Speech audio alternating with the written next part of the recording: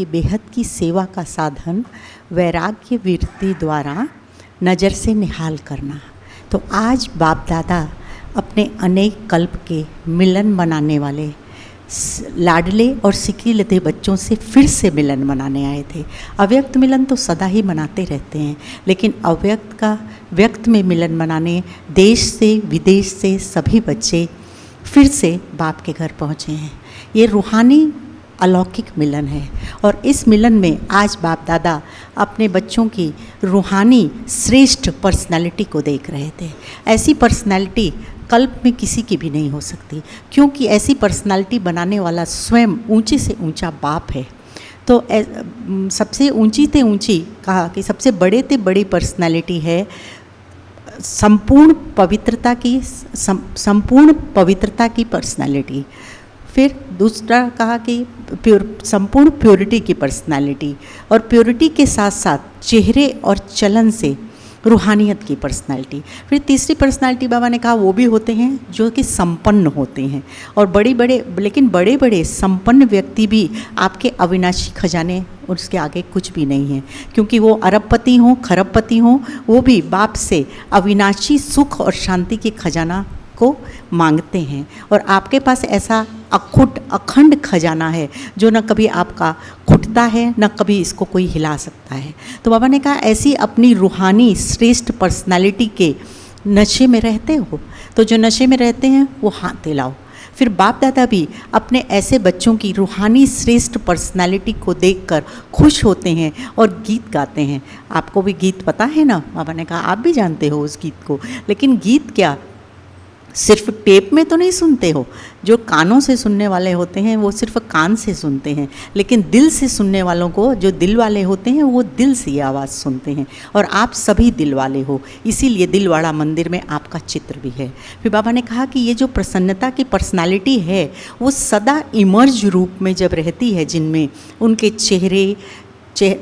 चेहरे चलन मुख संकल्प संबंध सब में प्रसन्नता, सदा प्रसन्नता दिखाई देती है। वो कभी प्रसन्न चित्त नहीं होते हैं, उनके मन में कोई प्रश्न नहीं होता, वो प्रश्न चित्त से पार होते हैं। तो बाबा ने कहा कि फिर ऐसी आत्माएं अपनी प्रसन्नता से, चाहे वो कितनी भी कोई अशांत आत्मा भी हो, उससे भी अपनी प्रसन्नता से उन्हें भी प्रसन्न कर देते हैं, अपनी नज़रों से उन्हें भी प्रसन्न कर देते हैं। तो फिर बाबा ने कहा कि जैसे बाप का गायन है ना, नज़रों से निहाल करना, तो ऐसे आपका भी है। ऐसा है नहीं बाप का ही नहीं आपका भी है। तो अभी ऐसा समय लास्ट में आएगा कि जो सेवाएं हैं वो ऐसी फास्ट गति से होंगी जो नज़र से होंगी। ऐसे नहीं कि 7 दिन का कोर्स कराएंगे, सिर्फ देखेंगे और प्रसन्न होकर उसके बन जाएंगे। तो कहा कि अभी आप लोगों ने, फिर आगे बाबा ने कहा कि अभी देखो, क्योंकि वहाँ उस समय समारोह चल रहा था बड़ी दीदियों का, तो कहा कि अभी देखो आप 40 वर्षों से सेवा में लगे हुए हो, 40 से कुछ ज़्यादा भी कुछ कम भी, और आपने अपने सेवा साथियों को भी ये सेवा सिखा दी है और निमित्त भी बना दिया है। लेकिन आप चूँकि आदि रतन हो तो आपकी तो कुछ न्यारी और प्यारी सेवा होनी चाहिए। तो अभी ये सेवा करो नज़र से निहाल करने की। ये देखो कि मैंने 9 लाख में कितने बनाए, वैसे तो 33 करोड़ बनाने हैं, लेकिन बीज तो यहीं डालना पड़ेगा। तो बाबा ने कहा कि ऐसे बहुत सेंटर्स खोले, बहुत अच्छे अच्छे प्रोग्राम किए, उन सब की मुबारक। लेकिन 2 प्रकार के बच्चे हैं। एक तो हैं जो आदि में स्थापना के कार्य में निमित्त बने, वो दादियाँ हैं, और आप दूसरे, आप विशेष सेवा के निमित्त आगे आए हो तो वो स्थापना वाले हैं। कहा कि वो जड़ में हैं, और आप चूँकि स्थापना वाले हो, विशेष सेवाओं के फील्ड में आगे दिखते हो, तो आप तना हो, और तना जो है वो दिखाई देता है, मजबूत होता है, आधार होता है, क्योंकि तने से ही शाखाएं निकलती हैं। तो अभी दादियाँ तो गुप्त हो गई, वो सकाश देती हैं, लेकिन आप सेवा की स्टेज पे सामने हो। तो बाबा ने कहा कि प्रैक्टिकल स्टेज पे आने वाले आप निमित्त आत्माएं हो, तो वो सूक्ष्म शक्ति देंगी, और आप जो है वो गुप्त रहेंगी, और आप प्रैक्टिकल स्टेज में आओगे। तो बाबा ने कहा कि वो जो समारोह था, तो बाबा ने कहा कि कितने सुंदर लग रहे थे। लग रहा था कि जैसे चैतन्य मंदिरों की देवियाँ यहाँ शांतिवन में ही आके सज गई हैं इस स्टेज पे। तो आपको भी वो रूहानी अनुभव हुआ, और बाप दादा भी उस रूहानी अनुभव को बाप दादा ने भी महसूस किया। लेकिन बाप दादा अभी चाहते हैं कि कुछ फास्ट सेवाएँ हों, और फास्ट सेवाओं के लिए आप माइक बनो, उन उन औरों को माइक बनाओ और आप सकाश दो। तो जब आपकी सकाश और उनकी वाणी दोनों मिलकर डबल कार्य करेंगी और 9 लाख की संख्या जो है वो जल्दी से पूरी हो जाएगी। फिर तो बाबा ने कहा कि सर्व को सकाश देना यही बेहद की सेवा है। और जब आप बेहद की सेवा में बिजी रहते हो तो क्या समस्याएं, बाबा ने कहा कि अब आप ही समाप्त हो जाती हैं। और कहा कि जब अव्यक्त वतन में बैठकर बाप दादा जब पूरे विश्व को सकाश की सेवाएं कर सकता है तो आप ब्राह्मण क्यों नहीं कर सकते। फिर बच्चों ने कहा, आपस में भी बातचीत करते हैं और एक दूसरे से भी कहते हैं कि बेहद का वैराग कब आएगा। तो बाबा ने कहा कि ये बेहद का वैराग तब आएगा जब इस बेहद की सेवा में हमेशा बिजी रहोगे। इसमें कोई तबीयत की भी बात नहीं है, जहाँ भी हो। बाबा ने कहा कि ये सेवा सबसे सहज है। फिर बाबा ने कहा कि ब्रह्मा बाप को भी देखा ना कि अगर आँख भी खुली तो उसी समय से उनका सकाश देने का कार्य शुरू हो जाता था। तो अभी कहा कि ये सबसे सहज सेवा का साधन है। इसमें क्या होता है कि वायुमंडल भी बड़े ऑटोमेटिक तरीके से आसानी से परिवर्तन हो जाता है। और आप अभी ये मत समझो कि हम इस सेंटर के 20-30 सेंटर के या जोन के जिम्मेवार हैं। कहा ये काम तो तनों का ये काम नहीं है जिम्मेवारी का, ये काम तो शाखाएं भी कर सकती हैं। अभी आप आदि रत्न हो तो आपका काम है सिर्फ सकाश देना और आपकी सकाश औरों तक बाबा का पहुंचती भी है। फिर बाबा ने कहा कि मान लो अभी विनाश हो जाता है और 9 लाख भी तैयार नहीं हुए हैं, तो क्या 2000, 4000 आप कोई स्टेट के राजा तो नहीं बनने वाले हो। 2000, 4000, 4 लाख, 5 लाख आप विश्व के राजा बनने वाले हो। तो आपको अभी इसी बेहद की सेवा करनी है। इस बेहद की सेवा करने से हद अपने आप स्वतः ही छूटता जाएगा और आप सेवा की गति भी बहुत फास्ट हो जाएगी। फिर बाप दादा ने कहा कि बाप दादा जानते हैं कि नाजुक परिस्थितियों में जो नाजुक परिस्थितियों में सेवा का प्रत्यक्ष प्रमाण दिया है। अब ब्रह्मा बाप ने, आपने देखा ना, बाप को देखा, ब्रह्मा बाप को देखा और बाप के बन गए। सेवा का बाबा ने कहा कि सेवा का वरदान मिला और सेवा में लग गए। तो ऐसे ही अभी आप सभी आत्माओं को जो भी देखे वो ब्राह्मण में ब्रह्मा बाप दिखाई दे। तो कहा कि जैसे ब्रह्मा बाप में शिव बाप समाया हुआ होता था ना, तो ऐसे आप सब में भी बाप दादा को अपने में समाते हुए नज़र से निहाल करो। तो कहा कि अभी ये सेवा जब बाप दादा ये सेवा कर सकते हैं तो आप बच्चे क्यों नहीं कर सकते हैं। आपकी पर्सनालिटी उनको अपना बना देगी। जैसे बाप की पर्सनालिटी से भी आकर्षित होते थे ना, सूरत या सीरत से बाप का बन जाते थे, तो ऐसे ही आप तो फॉलो फादर हो, आपने आदि से भी सेवा की है और आपका अंत तक भी आपको सेवा करना है। तो अभी बाबा ने कहा कि कोई नया प्रोग्राम, नया प्लान बनाओ। फिर बाप दादा ने कहा कि ये प्लान के बारे में बाप दादा सिर्फ सामने वालों को नहीं कह रहे हैं, चाहे देश, चाहे विदेश, चाहे सेंटर, चाहे पांडव भवन, शांतिवन, ज्ञान सरोवर, जो भी जहाँ बैठे हैं, बाप दादा सभी को बेहद की सेवा के सभी को कहते हैं कि अभी बेहद के सेवाधारी बनो। तो कहा कि फिर बाबा ने कहा कि फिर बेहद के सेवाधारी बनने से क्या होगा, समस्याएं स्वतः ही समाप्त हो जाएंगी।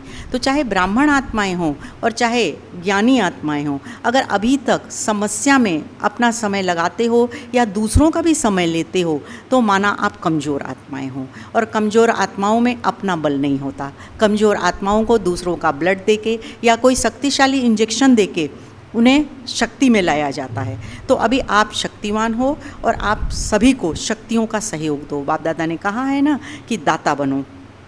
तो कहा कि जब आप ये गुणों और शक्तियों का सहयोग देंगे तो आपको जो दुआएं मिलेंगी वो आपके लिए लिफ्ट से भी तेज रॉकेट का काम करेंगी। और फिर आप इस रॉकेट से आप पुरुषार्थ में आपको कोई मेहनत नहीं करनी पड़ेगी, आप संगम युग के सहज प्रारब्ध को प्राप्त करते जाएंगे।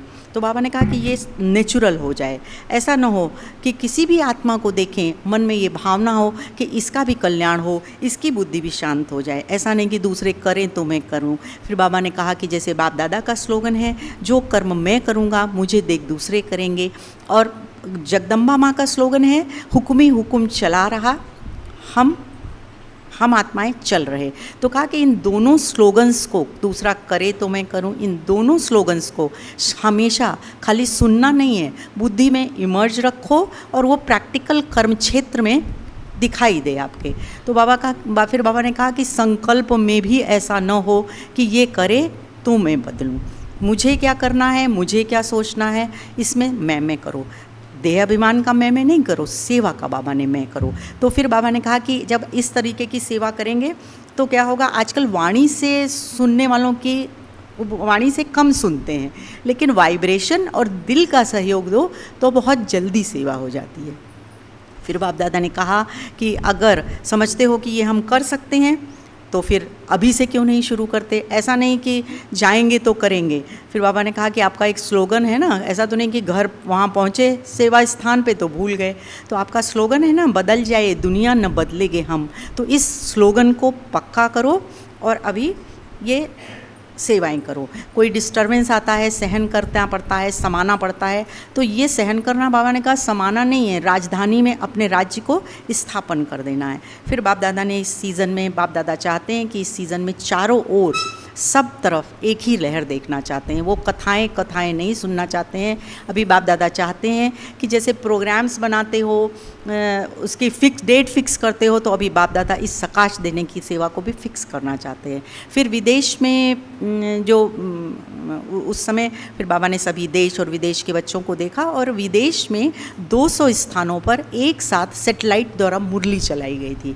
तो बाबा ने कहा कि जब साइंस का साधन इतनी फास्ट गति से यहाँ की आवाज़ वहाँ तक पहुँचा सकते हैं, तो क्या आप साइलेंस की शक्ति द्वारा दिल की दुआएं और दिल की भावनाएं नहीं पहुंचा सकते हो? हर एक ब्राह्मण आत्मा के पास साइलेंस की शक्ति है। कोई भी आत्मा ये नहीं कह सकती कि मेरे पास ये शक्ति नहीं है। फिर बाप दादा ने सभी को डेड साइलेंस का अभ्यास कराया और याद प्यार दी। फिर दादियों और भाइयों से बड़ी दादियों और भाइयों से बाबा ने कहा कि सभी में बहुत उमंग और उत्साह भी है और संकल्प भी अच्छा है, लेकिन जब प्रैक्टिकल में आते हो तो समाने की शक्ति और कल्याण की भावना, ये दोनों इमर्ज करना पड़ेगा, तभी संकल्प सिद्ध होगा। हमें आपके अपने पुरुषार्थ का समय भी जो है वो औरों को सहयोग देने में करना पड़ेगा, क्योंकि अभी आत्माएं कमज़ोर हो गई हैं। बाप की शक्ति को भी वो खुद से नहीं ले पा रही हैं, उनको सहयोग देना पड़ता है उस शक्ति को लेने के लिए भी।